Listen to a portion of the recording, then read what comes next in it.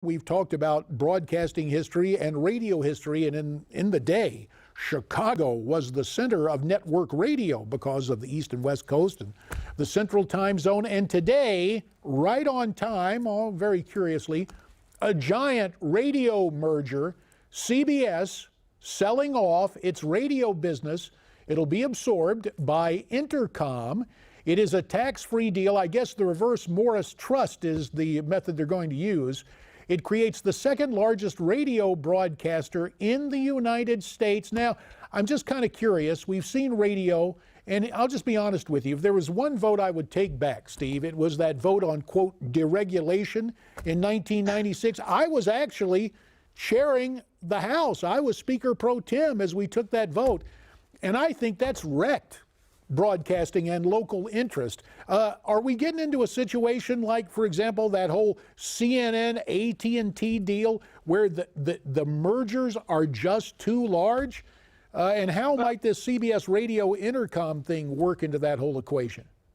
There is a real question there. I mean, we've got a situation, as you know, in terrestrial radio where they're facing competition from every conceivable angle, whether it's satellite radio, online Pandora radio, whatever pick your flavor. It's no different than the broadcast media, and ABC, NBC, and CBS are now being challenged by the cable networks.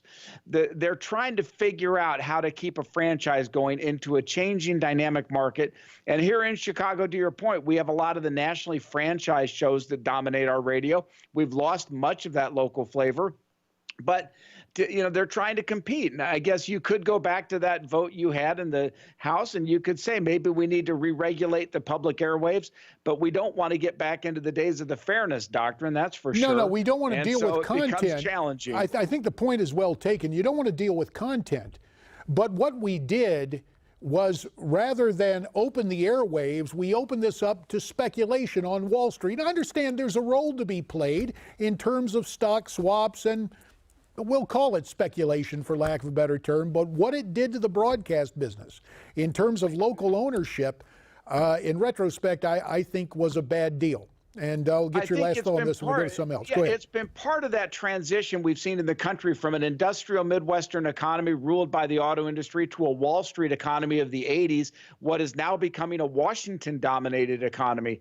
That's gone not just through media and broadcast media, but through every segment of our economy.